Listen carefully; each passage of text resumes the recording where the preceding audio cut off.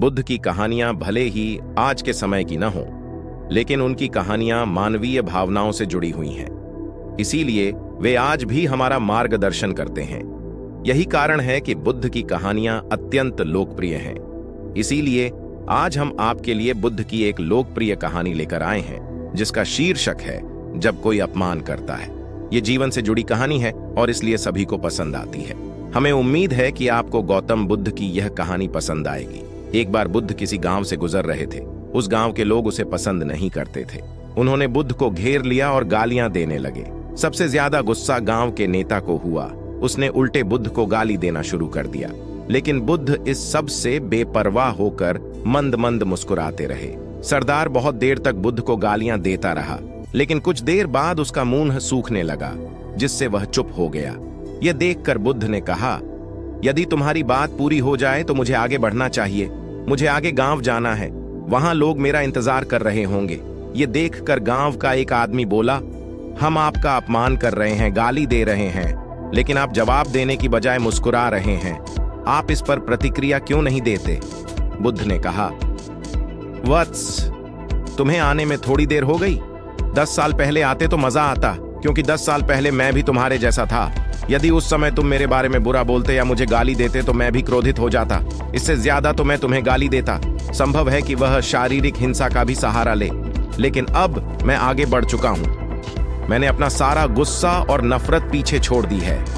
अब मैं उस जगह पहुंच गया हूं जहां तक आपकी गालियां नहीं पहुंच पाती। तुमने मुझे गाली दी, ये तुम्हारी भावना है, लेकिन आपकी भावनाएं मुझ तक नहीं पहुंच रही हैं। मुझ पर इसका आरोप तभी लगाया जाएगा जब मैं इसमें भाग लूंगा। एक बार मैं उन्हें स्वीकार कर लूं, लेकिन मैं आपकी इस हरकत से तटस्थ हूं, इससे कोसों दूर हूं। यही कारण है कि मैं अभी भी पहले की तरह शांत हूं। यह सुनकर सरदार बोला, अरे ऐसा कैसे?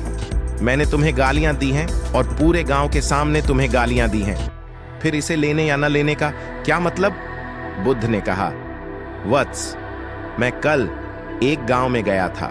वहां लोगों ने मेरा उपदेश सुना। वे बहुत खुश हुए। ग्राम प्रधान मेरे लिए मिठाइयां लेकर आए और मुझसे खाने का आग्रह करने लगे। मैंने कहा, मेरा पेट भर गया है, इसलिए मैं इसे स्वीकार नहीं कर सकता।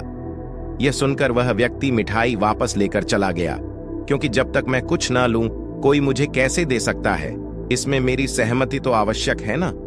हाँ, यही तो है। एक आदमी ने बुद्ध का समर्थन किया। बुद्ध ने फिर पूछा, जब मैंने मिठाई लेने से इनकार कर दिया तो उन्होंने इसका क्या किया होगा? हो सकता है उसने अपने परिवार के बीच मिठाइयां बांटी हों। एक व्यक्ति ने उत्तर दिया। बुद्ध ने कहा, तुमने ठीक कहा। ठीक उसी मिठाई की तरह तुम मेरे लिए गालियां लेकर आए हो और चाहते हो कि मैं उन्हें स्वीकार कर लूं, लेकिन भाई, मैं उन्हें नहीं लेता। अब बताओ, तुम उनका क्या करोगे? इसका उस शख्स के पास कोई जवाब नहीं था। बुद्ध ने फिर कहा, मुझे तुम पर दया आती है वत्स। अरे मुझे तो गुस्सा तभी आएगा जब मुझे ये गालियां मिलेंगी, और जब मैं गालियां नहीं खाता तो क्रोध का प्रश्न ही नहीं उठता। सरदार ने बुद्ध की बात पर कोई प्रतिक्रिया नहीं दी। शायद वह कुछ सोच रहा था। बुद्ध ने कहा, मैं अपनी आंखों से देखता हूं कि गाली एक कांटा है जो देने वाले और लेने वाले दोनों को क्रोध से पागल कर देती है। तो फिर तुम ही बताओ, मैं आंखों से भी कांटों पर कैसे चल सकता हूं? आंखें रहते हुए मैं गालियां कैसे खा सकता हूं? और होश में रहते हुए मैं क्रोध कैसे कर सकता हूं? मुझे क्षमा कर दो वत्स, मैं तुम्हारा उपहार स्वीकार करने में असमर्थ हूं। इतना कहकर बुद्ध ने हाथ जोड़ दिए। बुद्ध की बात सुनकर सरदार लज्जित हो गया। उसकी आंखें भर आईं।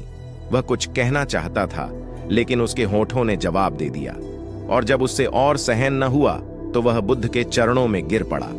दोस्तों, हम में से ज्यादातर लोग यही सोचते हैं कि हमारे दुखों का कारण कोई और है, और जब हम इस पर विश्वास करते हैं तो हम आत्मनियंत्रण की कमी और खुद को नियंत्रित करने में असमर्थता को नजरअंदाज कर रहे हैं।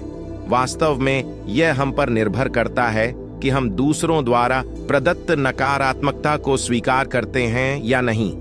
यदि हम नकारात्मकता को स्वीकार करते हैं तो हम अपने पैरों पर कुल्हाड़ी मारते हैं, और जब हम उसे अस्वीकार कर देते हैं तो घृणा, क्रोध, हिंसा सभी से मुक्ति मिल जाती है।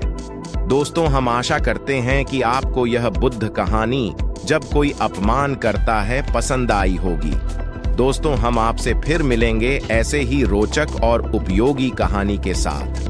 तब तक आप जहां भी हों खुश रहें और खुशियां बांटते रहें। धन्यवाद।